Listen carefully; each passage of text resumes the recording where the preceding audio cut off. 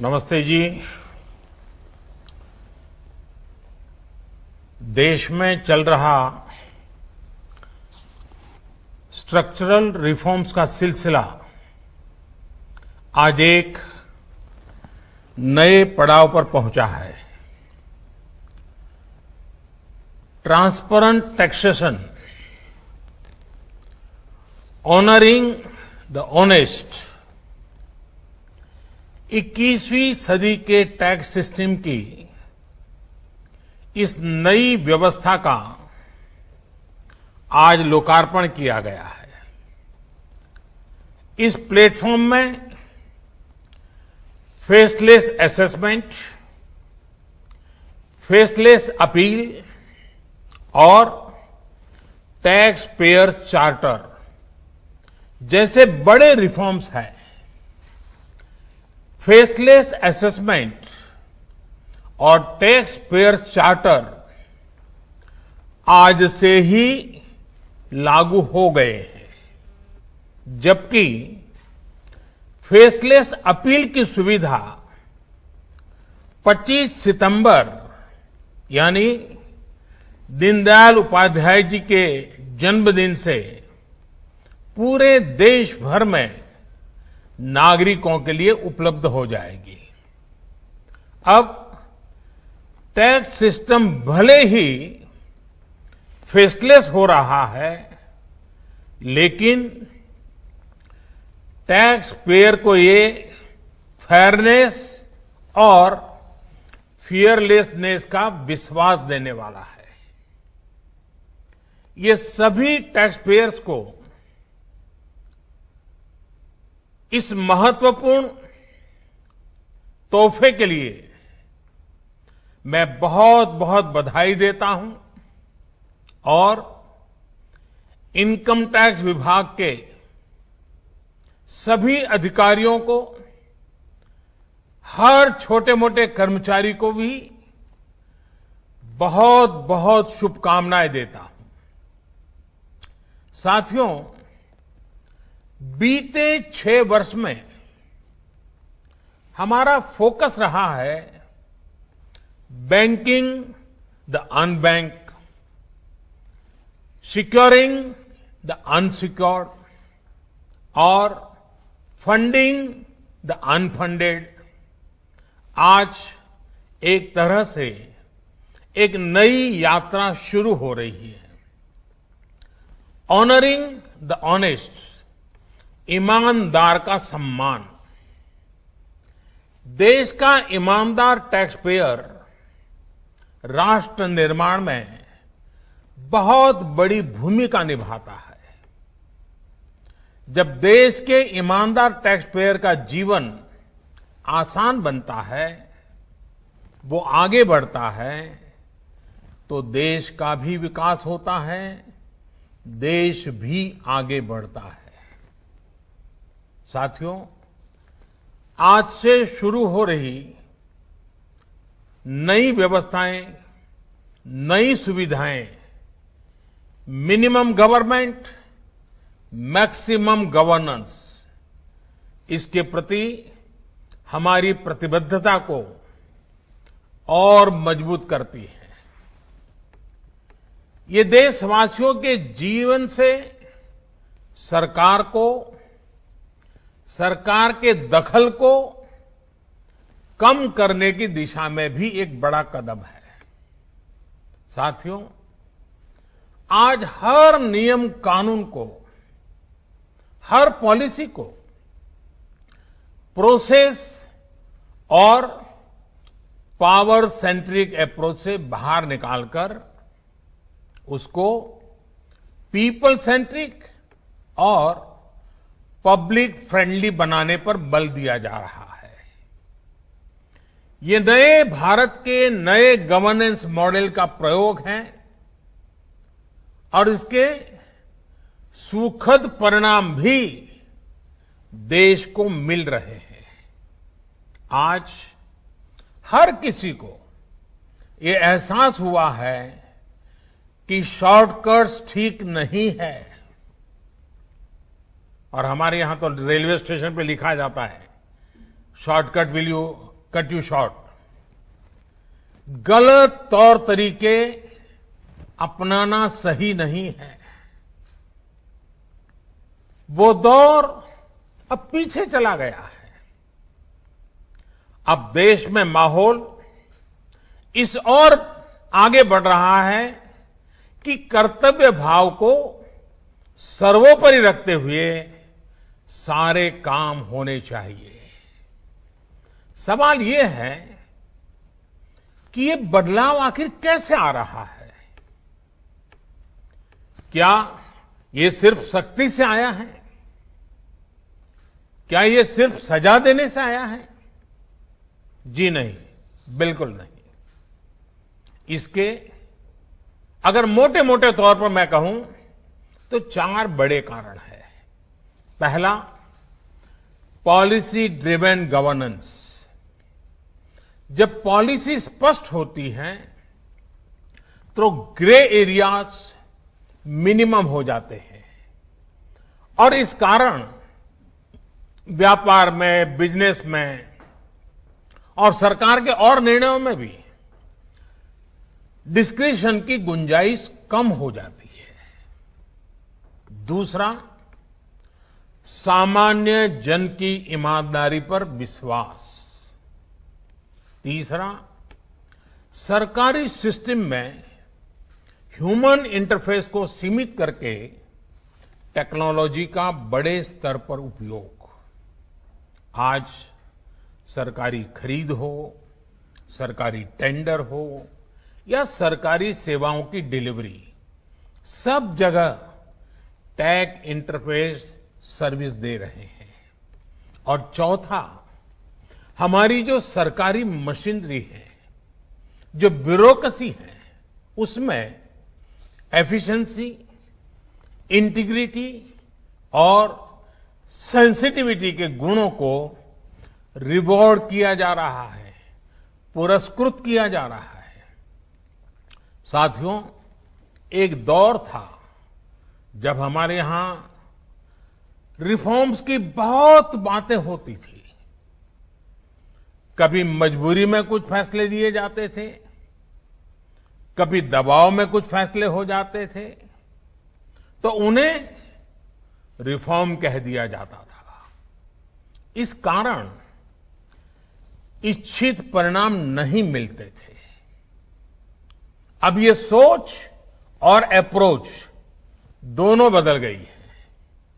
हमारे लिए रिफॉर्म का मतलब है रिफॉर्म नीति आधारित हो, टुकड़ों में नहीं हो, होलिस्टिक हो और एक रिफॉर्म दूसरे रिफॉर्म का आधार बने, नए रिफॉर्म का मार्ग बनाए। और ऐसा भी नहीं है कि एक बार रिफॉर्म करके रुक गए। ये निरंतर सतत चलने वाली प्रक्रिया है।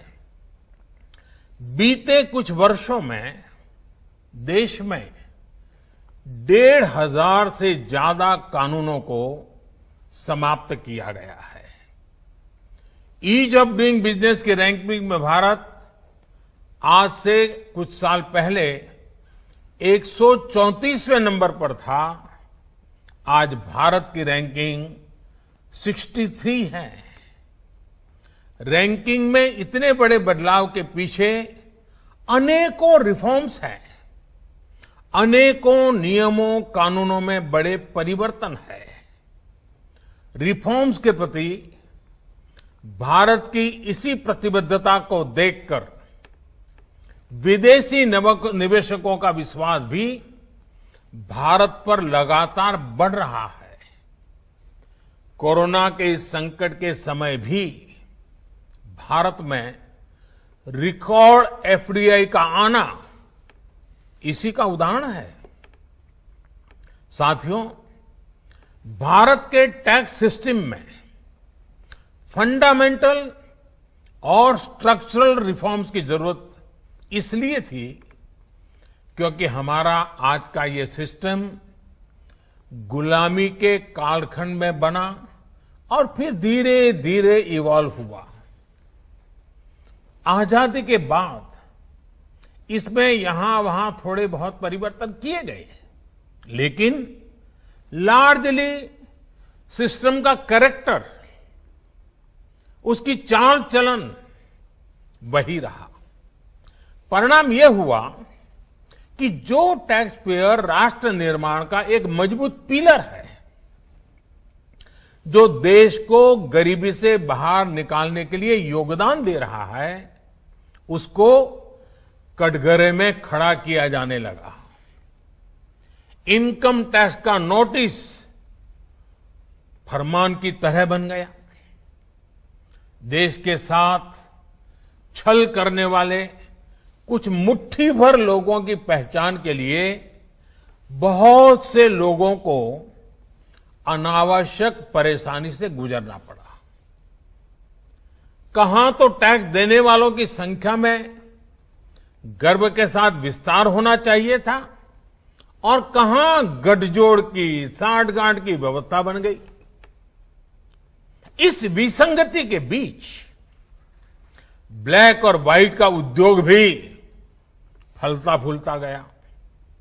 इस व्यवस्था ने ईमानदारी से व्यापार कारोबार करने वालों को, रोजगार देने वालों को और देश की युवा शक्ति की आकांक्षाओं को प्रोत्साहित करने के बजाय कुचलने का काम किया। साथियों, जहां कॉम्प्लेक्सिटी होती है, वहां कंप्लायंस भी मुश्किल होता है। कम से कम कानून हो, जो कानून हो वो बहुत स्पष्ट हो, तो टैक्स पेयर भी खुश रहता है और देश खुशहाल होता है। बीते कुछ समय से यही काम करने की दिशा में एक के बाद एक कदम उठाए जा रहे हैं। अब जैसे दर्जनों टैक्सेस की जगह जीएसटी आ गया, रिटर्न से लेकर रिफंड की व्यवस्था को पूरी तरह से ऑनलाइन किया गया। जो नया स्लैब सिस्टम आया है, उसमें बेवजह के कागजों और दस्तावेजों को जुटाने की मजबूरी से मुक्ति मिल गई है। यही नहीं, पहले 10 लाख रुपए से ऊपर के विवादों को लेकर सरकार हाई कोर्ट और सुप्रीम कोर्ट पहुंच जाती थी। अब हाई कोर्ट में 1 करोड़ रुपए तक के और सुप्रीम कोर्ट में 2 करोड़ रुपए तक के केस की सीमा तय की गई है। विवाद से विश्वास जैसी योजना से कोशिश ये है कि ज्यादातर मामले कोर्ट से बाहर ही सुलझ जाए। इसी का नतीजा है कि बहुत कम समय में ही करीब 3 लाख मामलों को सुलझाया जा चुका है। साथियों, प्रक्रियाओं की जटिलताओं के साथ साथ देश में टैक्स भी कम किया गया है। 5 लाख रुपए की आय पर अब टैक्स 0 है। बाकी स्लैब में भी टैक्स कम हुआ है। कॉरपोरेट टैक्स के मामले में हम दुनिया में सबसे कम टैक्स लेने वाले देशों में से एक हैं। साथियों, कोशिश ये है कि हमारी टैक्स प्रणाली सीमलेस हो, पेनलेस हो, फेसलेस हो। सीमलेस यानी टैक्स एडमिनिस्ट्रेशन हर टैक्स पेयर को उलझाने के बजाय समस्या को सुलझाने के लिए काम करे। पेनलेस यानी टेक्नोलॉजी से लेकर रूल्स तक सब कुछ सिंपल हो। फेसलेस यानी टैक्स पेयर कौन है और टैक्स ऑफिसर कौन है, इससे मतलब ही नहीं होना चाहिए। आज से लागू होने वाले ये रिफॉर्म्स इसी सोच को आगे बढ़ाने वाले हैं। साथियों, अभी तक तो होता ये है कि जिस शहर में हम रहते हैं उसी शहर का टैक्स डिपार्टमेंट हमारी टैक्स से जुड़ी सभी बातों को हैंडल करता है। स्क्रूटिनी हो, नोटिस हो, सर्वे हो या फिर जब्ती हो, इसमें उसी शहर के इनकम टैक्स डिपार्टमेंट की आयकर अधिकारी की मुख्य भूमिका रहती है। अब ये भूमिका एक प्रकार से खत्म हो गई है। अब इसको टेक्नोलॉजी की मदद से बदल दिया गया है। अब स्क्रूटिनी के मामलों को देश के किसी भी क्षेत्र में किसी भी अधिकारी के पास रैंडम तरीके से आवंटित किया जाएगा। अब जैसे मुंबई के किसी टैक्स पेयर का रिटर्न से जुड़ा कोई मामला सामने आता है, तब इसकी छानबीन का जिम्मा मुंबई के अधिकारी के पास नहीं जाएगा, बल्कि संभव है कि वो चेन्नई चला जाए, गुवाहाटी चला जाए, रायपुर चला जाए, अहमदाबाद चला जाए। वो फेसलेस टीम के पास जा सकता है और वहां से भी जो आदेश निकलेगा उसका रिव्यू किसी दूसरे शहर, कहीं जयपुर हो जाएगा, बेंगलुरु हो जाएगा, चेन्नई हो जाएगा, कोची हो जाएगा, वहां की टीम करेगी। अब फेसलेस टीम कौन सी होगी, इसमें कौन होगा, ये भी कंप्यूटर रैंडमली तय करेगा और ये प्रक्रिया भी बार बार उसमें बदलाव होता रहेगा। साथियों, इस सिस्टम से करदाता और इनकम टैक्स दफ्तर को जान पहचान बनाने का, प्रभाव और दबाव का मौका अब जीरो हो गया। सब अपने अपने दायित्व के हिसाब से काम करेंगे। डिपार्टमेंट को इससे लाभ ये होगा कि अनावश्यक मुकदमेबाजी बचेंगे उससे। दूसरा, ट्रांसफर पोस्टिंग में लगने वाली गैर जरूरी ऊर्जा से भी अब राहत मिलेगी। इसी तरह टैक्स से जुड़े मामलों की जांच के साथ साथ अपील भी अब फेसलेस होगी। साथियों, इस एक महत्वपूर्ण रिफॉर्म के साथ साथ आज भारत एक बहुत महत्वपूर्ण कदम उठा रहा है और वो है टैक्स पेयर चार्टर। ये टैक्स पेयर चार्टर भी देश की विकास यात्रा में बहुत बड़ा कदम है और टैक्स पेयर के लिए अधिकार और कर्तव्य दोनों को संतुलित करने का और सरकार की जिम्मेवारी पक्की करने का ये बहुत अहम कदम है। टैक्स पेयर को इस स्तर का सम्मान और सुरक्षा देने वाले दुनिया में बहुत कम देश है, गिने चुने देश हैं। लेकिन अब भारत भी इस महत्वपूर्ण कदम की ओर अपने आप को ले जाकर के उसमें शामिल हो गया है। अब टैक्स पेयर को उचित, विनम्र और तर्कसंगत व्यवहार का भरोसा दिया गया है। यानी आयकर विभाग को अब टैक्स पेयर की डिग्निटी का संवेदनशीलता के साथ ध्यान रखना होगा। अब टैक्स पेयर की बात पर विश्वास करना होगा। डिपार्टमेंट उसको बिना किसी आधार के ही शक की नजर से नहीं देख सकता। अगर किसी प्रकार का संदेह है भी तो टैक्स पेयर को अब अपील और समीक्षा का भी अधिकार दिया गया है। साथियों, अधिकार हमेशा दायित्वों के साथ आता है, कर्तव्यों के साथ आते हैं।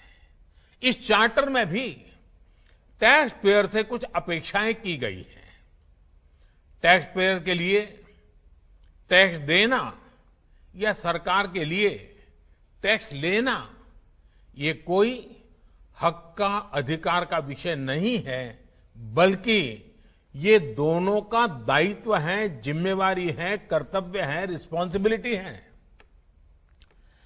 टैक्स पेयर को टैक्स इसलिए देना है क्योंकि उसी से सिस्टम चलता है। देश की एक बड़ी आबादी के प्रति देश अपना फर्ज निभा सकता है और उज्जवल भविष्य की ओर कदम भी रख सकता है।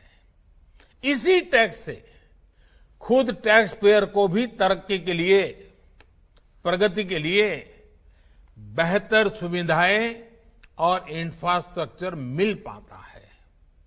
वहीं सरकार का ये दायित्व है कि टैक्स पेयर की पाई पाई का सदुपयोग करे। ऐसे में आज जब करदाताओं को सुविधा और सुरक्षा ये दोनों मिल रही हैं, तो देश भी हर टैक्स पेयर से अपने दायित्वों के प्रति ज्यादा जागरूक रहने की अपेक्षा करता है।